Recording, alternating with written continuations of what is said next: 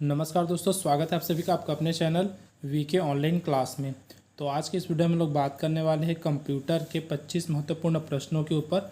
और ये हमारा इस सीरीज का दूसरा वीडियो है। ठीक है दोस्तों, दूसरा वीडियो है। पहले वीडियो में हम लोग 25 क्वेश्चन कवर कर चुके हैं। तो अभी तक अगर आप लोगों ने वीडियो नहीं देखा है तो प्लेलिस्ट में जा करके आप लोग वीडियो देख सकते हैं। तो देख सकते हैं हम लोग यहाँ पर कवर करने वाले हैं 26 से लेकर के 50 तक के प्रश्न। ठीक है दोस्तों, टोटल 25 प्रश्न है जो कि अभी हम लोग इस वीडियो में कवर करने वाले हैं, जो कि वन लाइनर क्वेश्चन रहेगा। और इस सीरीज में टोटल हम लोग 1000 क्वेश्चन कवर करने वाले हैं पूरा इस सीरीज में। तो चलिए दोस्तों, बिना देरी के वीडियो को स्टार्ट करते हैं और बढ़ते हैं आज के प्रश्नों की ओर। तो प्रश्न यहाँ पर देख सकते हैं 26वें नंबर का प्रश्न है, जिसमें दिया है विश्व का प्रथम कंप्यूटर नेटवर्क कौन सा है। ठीक है, तो कौन सा है? तो अर्पानेट। ठीक है, याद रखिएगा कौन सा है, अर्पानेट है, जिसको 2 दिसंबर को लॉन्च किया गया था। लेकिन सन आप लोग बताइएगा कि कौन से सन में लॉन्च किया गया था। और इसी दिन को कंप्यूटर साक्षरता दिवस के नाम से भी मनाया जाने लगा। ठीक है, अर्थात 2 दिसंबर को। लेकिन आप लोग सन को कमेंट बॉक्स में कमेंट करके बताइएगा कि कौन से सन में इसका नेटवर्क का जो है शुभारंभ किया गया है। ठीक है, चलिए अगला देखते हैं। कंप्यूटर यूज़र की वैधता की पहचान करने वाली पद्धति कहलाती है ऑथेंटिफिकेशन कहलाती है। ठीक है, ऑप्शन तो यहाँ पर नहीं, डायरेक्ट आंसर की बात करें तो यहाँ पर आप लोग आंसर देख सकते हैं। चलिए अगला देखते हैं। अगला है किसी कंप्यूटर या प्रोग्राम का अचानक बंद हो जाना उसे क्या कहते हैं। ठीक है, क्या है? कंप्यूटर या प्रोग्राम का अचानक बंद हो जाना उसको क्या कहते हैं? क्रैश कहते हैं। ठीक है, कभी आपने सुना होगा वेबसाइट क्रैश हो गया करके। जब एक वेबसाइट पर जो है उसके लिमिट से ज़्यादा लोग विजिट करते हैं ना एक ही बार में, तब वो क्या होता है, लिंक जो है क्रैश हो जाता है। उसी के बारे में पूछा गया है। तो यहाँ पर देख सकते हैं किसी कंप्यूटर प्रोग्राम का अचानक बंद हो जाना उसे क्या कहते हैं? तो क्रैश कहा जाता है। चलिए अगला देखते हैं। रोम का फुल फॉर्म क्या है? तो लगभग सभी को पता है, रीड ओनली मेमोरी है। ठीक है, क्या है? रीड ओनली मेमोरी होता है रोम का जो फुल फॉर्म है। और जो रैम का है वो क्या होता है? तो रैंडम एक्सेस मेमोरी होता है। चलिए अगला देखते हैं। 30वें नंबर का प्रश्न है, जब कंप्यूटर से किसी डॉक्यूमेंट को प्रिंट करके बाहर निकालते हैं तो उसे क्या कहते हैं? हार्ड कॉपी कहा जाता है। ठीक है, क्या कहा जाता है इसको? Hard copy. जब भी आप लोग फॉर्म वगैरह फिल करने जाते हैं कहीं पर भी, तो आपको वहाँ पर बोला जाता है हार्ड कॉपी लेकर के आए हैं कि नहीं आए। वही चीज़ है, उसको फोटो कॉपी जो रहता है ना, जो प्रिंट आउट हम लोग ले करके जाते हैं, उसी को हार्ड कॉपी बोला जाता है। चलिए अगला देखते हैं क्या है। 31वें नंबर का प्रश्न है, वाइड एरिया नेटवर्क में किस नेटवर्क माध्यमों का प्रयोग किया जाता है? तो संचार उपग्रह। ठीक है, क्या है? वाइड एरिया नेटवर्क में किन नेटवर्क माध्यमों का उपयोग किया जाता है? तो याद रखिएगा उसका जो नाम है वो क्या है? संचार उपग्रह। चलिए अगला देखते हैं। दो विभिन्न या समान डिवाइसों के मध्य डाटा तथा सूचनाओं के आदान प्रदान को क्या कहते हैं? या फिर कहते हैं तो क्या कहा जाता है? तो डाटा संचार कहा जाता है, डेटा कम्युनिकेशन कहा जाता है। इसको आप लोग याद रखिएगा।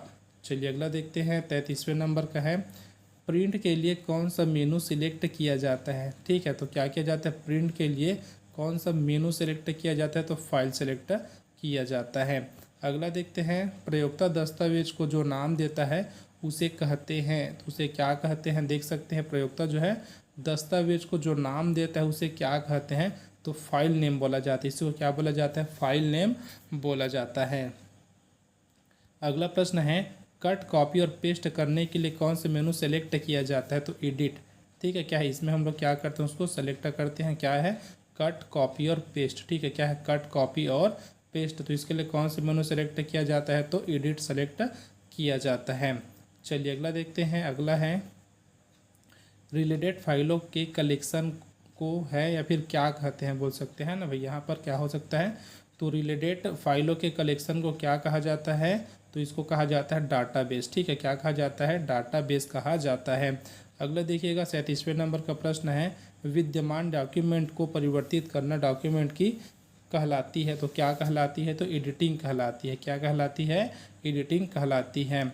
अगला देखते हैं। 38वें नंबर का प्रश्न है, वर्ड में टेक्स्ट की फॉर्मेटिंग करते समय किस ग्रुपिंग में काम किया जाता है? तो किसमें किया जाता है? कि किसके बारे में बोला गया? सबसे पहले देखिए, तो वर्ड में टेक्स्ट की फॉर्मेटिंग के लिए है ना, MS वर्ड की बात यहाँ पर की जा रही है। तो उसके बाद जो यहाँ पर पूछा गया है, करते समय किस ग्रुपिंग में काम किया जाता है? तो टेबल्स, पैराग्राफ्स, इंडेक्स और सेक्शंस यहाँ पर काम किया जाता है। चलिए अगला देखते हैं।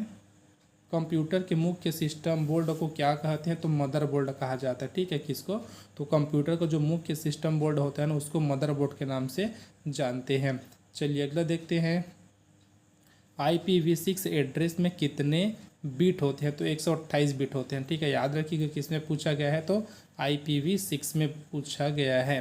अगला देखते हैं 41वें नंबर का प्रश्न, किसी भी प्रोग्राम के चित्रीय रूपांतरण को क्या कहते हैं, फ्लो चार्ट बोला जाता है। ठीक है, कोई भी प्रोग्राम होता है जिसका चित्रीय रूपांतरण होता है ना उसको फ्लो चार्ट के नाम से यहाँ पर जाना जाता है। अगला देखिएगा यहीं पर, पैरेलल पोर्ट किसी डिवाइस में प्रयोग होता है, किसमें होता है, तो प्रिंटर में किया जाता है इसको प्रयोग।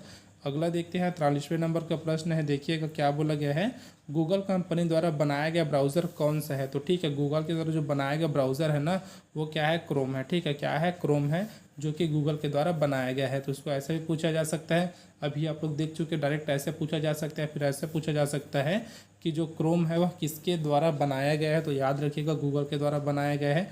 और क्रोम क्या चीज़ है ये भी पूछा जा सकता है, तो ये क्या है, एक ब्राउज़र है। ठीक है, ये क्या है, एक ब्राउज़र है। चलिए अगला देखते हैं, कंप्यूटर में USB का पूर्ण रूप क्या होता है, तो क्या होता है, यूनिवर्सल सीरियल बस। ठीक है, बहुत ज़्यादा बार पूछा गया प्रश्न है USB का फुल फॉर्म, तो याद रखिएगा यूनिवर्सल सीरियल बस होता है USB का फुल फॉर्म जो होता है, अर्थात पूर्ण रूप जो होता है वह। अगला देखिएगा, कंप्यूटर में किसी वेब पृष्ठ को फिर से लोड करने के लिए कौन सा बटन दबाया जाता है, तो रिफ्रेश बटन दबाया जाता है। ठीक है, क्या है, रिफ्रेश बटन दबाया जाता है।